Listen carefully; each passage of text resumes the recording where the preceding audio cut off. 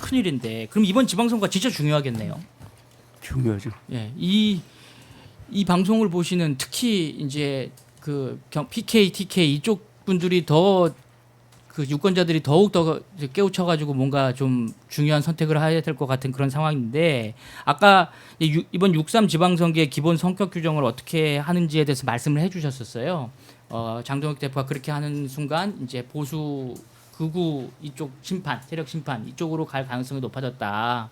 기본 성격이 그러니까 정권 심판 선거가 아니라 극우 심판 이쪽으로 이제 갈 것이다. 이제 이렇게 말씀을 해주셨는데, 근데 그러면 이제 본격적으로 이제 이 전망에 대한 쪽으로 이제 넘어가 가지고요.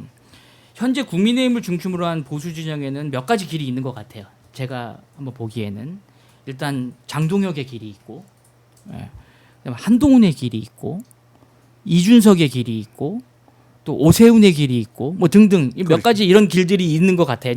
조금씩 다 달라요. 우선 장동혁의 길부터 보면 그 아까도 말씀드렸던 것처럼 저희가 이야기를 나눈 것처럼 윤호개인 노선으로 지방선거를 치른다는 게 장동혁의 이제 길인데 이 미래를 어떻게 보십니까?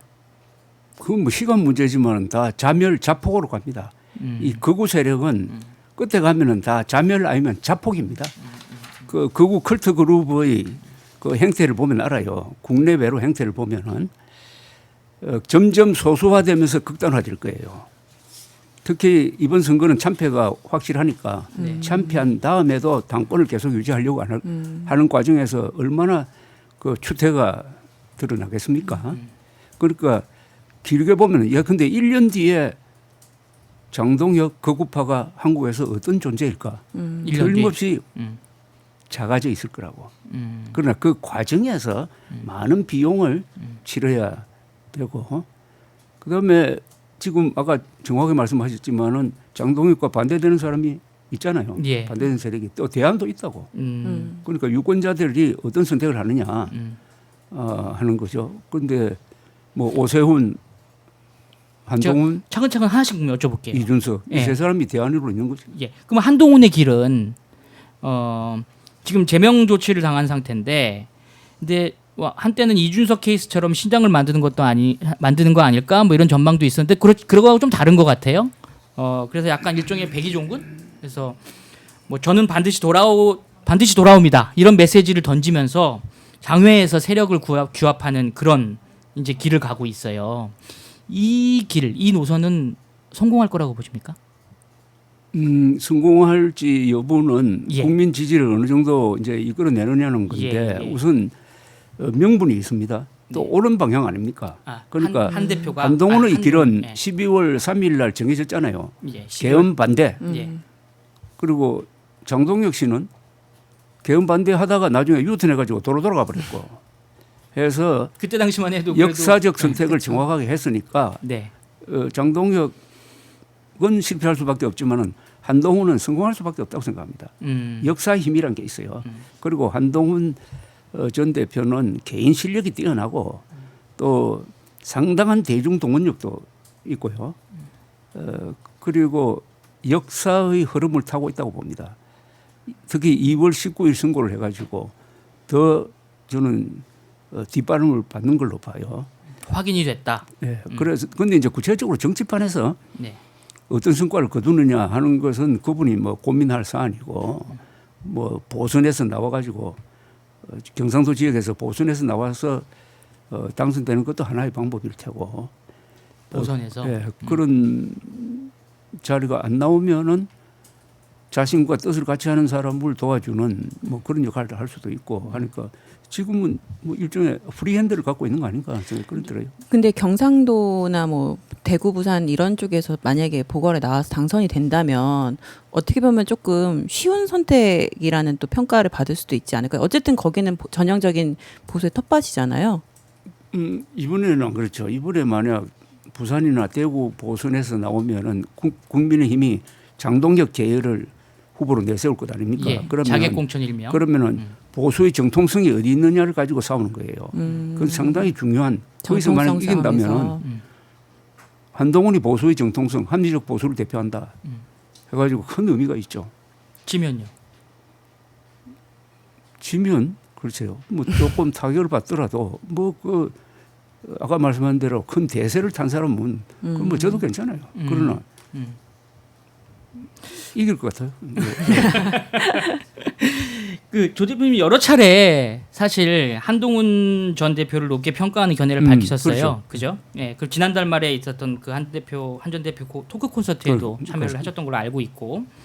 근데 이제 사실 국민들은 이런 기억도 있어요. 그 조 대표님께서 한 전 대표를 그렇게 높이 평가하는 이유는 그 12월 3일 밤 그때 모두 결정됐다. 이제 이런 이제 핵심적인 그런 말씀을 하시는 건데, 근데 그 직후에 아직 국회 탄핵안이 통과되기 전에 뭐 5일인가 12월 5일인가 뭐 이때 그 윤석열 탄핵에 머뭇거리고 또 하지 않으면서 한덕수와 함께 정권을 공동으로 그렇죠. 운영하려고 하는 그런 모습을 그렇죠. 보였던 것도 국민들이 기억하고 있거든요. 그렇죠. 그래서 조금 다르게 생각하는 국민들도 많을 것 같은데 그 그건 부분에 그냥 어떻게 생각하세요? 그건 저 막가는 에피소드예요. 그건 왜 그렇게 저 스텝이 꼬였느냐 하면은 윤석열 당시 대통령이 조기 퇴진하겠다는 말을 믿고 그렇게 했다가 예. 본인이 나중에 그러지 않고 현재까지 가겠다고 속았- 하는 바람에 속았던 거죠. 예, 그렇죠. 그리고 뭐 그러니까 할 수 없다.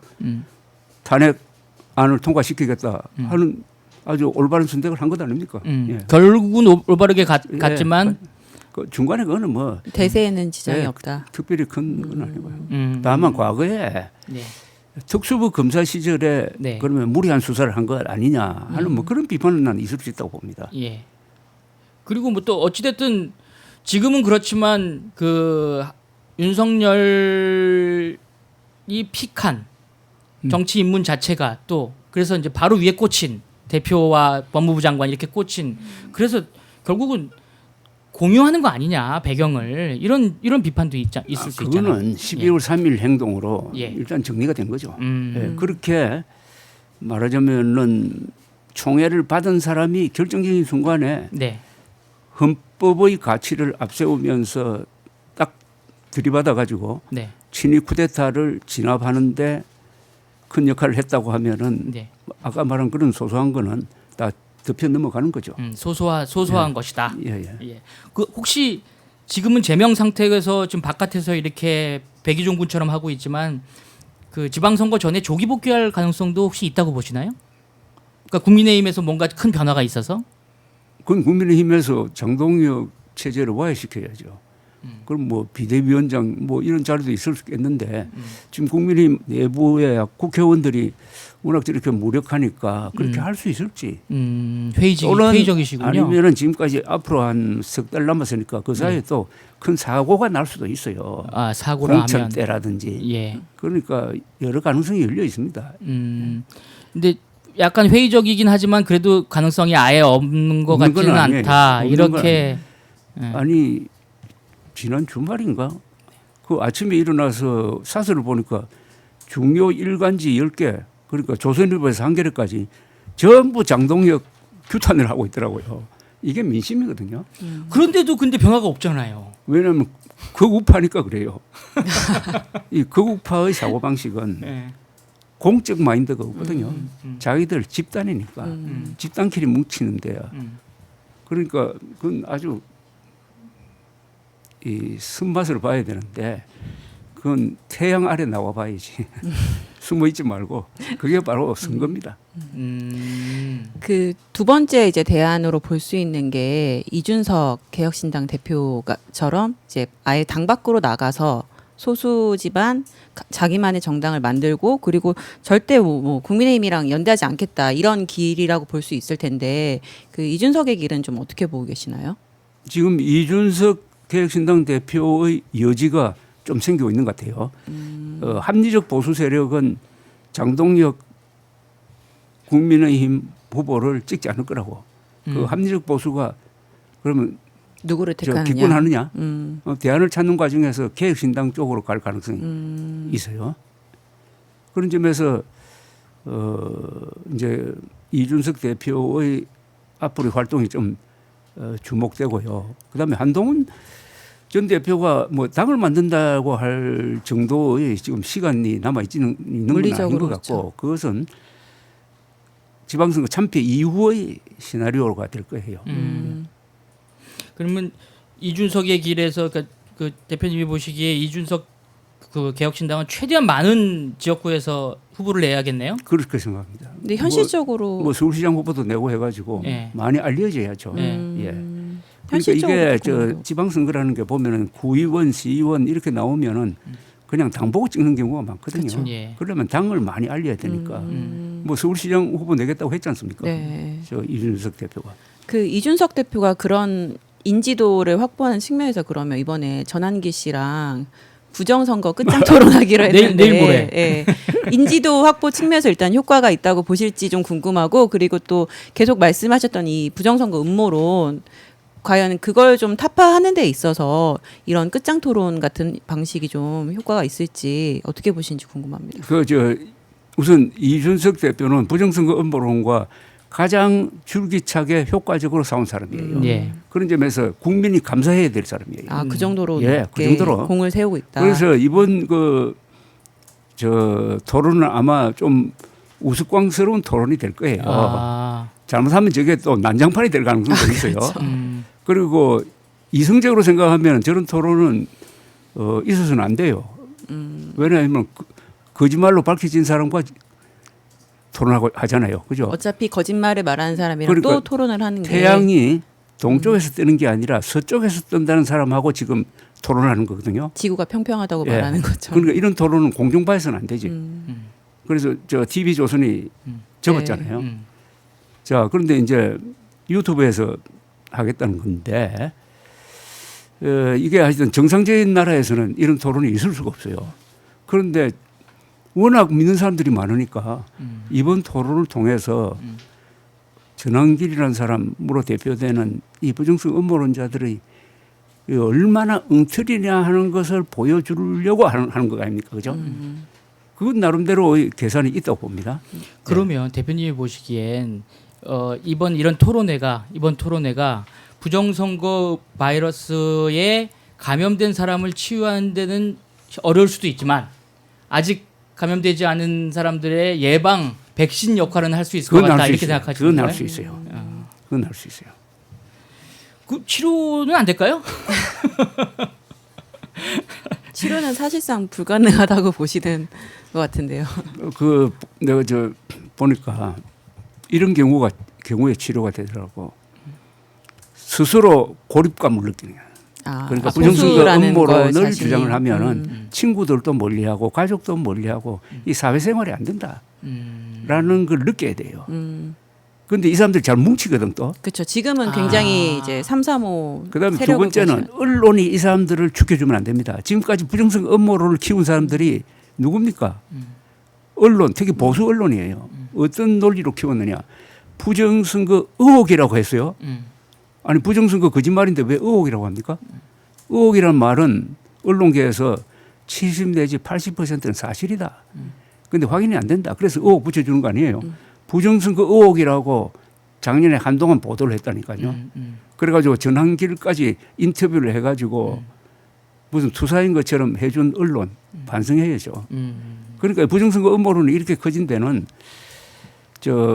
국민의힘이 당초에 못 막은 것도 있지만은 보수 언론, 보수 지식인들이 싸우지 않아서 그렇습니다. 부정선거 음모론과 싸운 사람은 줄기차게 직업적으로 싸운 사람 10명이 안 됩니다. 아니 1000만 명이 지금 감염되어 있는데 10명이 싸워서 되겠어요? 보수 언론, 보수 지식인들이 싸웠으면 이걸 다 끝낼 수 있었는데 한국 보수 지식인들의 이것은 어마어마한 과오입니다. 예, 그러면 이제 마지막 길 오세훈의 길. 예, 이 길은 당내에서 윤호개인 노선에 찬성하거나 뭐 그러지 않고 오히려 반대, 비판적인 목소리를 내면서 버틴다. 예, 내면서 버틴다. 그런 노선인 것 같아요. 근데 제가 이런 궁금증이 드는데 그러면 그런 오세훈 서울시장은 이번에 공천 받을 수 있을까? 이런 의문도 조금 들거든요. 어떻게 보십니까? 저는 공천 안 받게 하려면은 거기서 큰 사고가 생길 것 같은데요. 어떤 사고? 받는다고 봅니다. 큰 사고가 굳이 생길 다른 것이다. 사람을 내세우는 과정에서는 예. 무리가 안 생길까요? 그렇죠. 여론조사나 뭐 당내외 여론조사에서 상당히 저분이 유리한데 그걸 뒤집으려고 했을 때 그다음에 그 무리하게 뒤집어 가지고 되는 사람이 그럼 본선에서 경쟁력이 있느냐 하면 그것도 아닐 거라고. 그러면 오세훈 시장이 지금 만약에 이런 현재 상황에서 본선에 갔을 때는 경쟁력은 어떻게 보세요? 오세훈 지금 여론조사로는 불리하게 나오잖아요. 예. 그런데 오세훈 서울시장은 지금 장동혁 대표를 공개적으로 비판을 계속하고 있잖아요. 네. 사퇴하라는 이야기까지 하고 있잖아요. 네. 그게 자신의 선거 전략으로 좋다고 생각하는 것 같아요. 그렇게 해야 합리적 전략으로. 보수 떠나는 합리적 보수를 붙잡아 놓을 수 있다. 그 다음에 어차피 지방선거에서 대표한 다음에는 당 대표로 나오든지 해가지고 당권에 도전하겠다는 생각도 하고 있다고 봅니다. 설사 안 되더라도. 네, 그래서 나름대로 합리적 행동을 하고 있다고 봐요.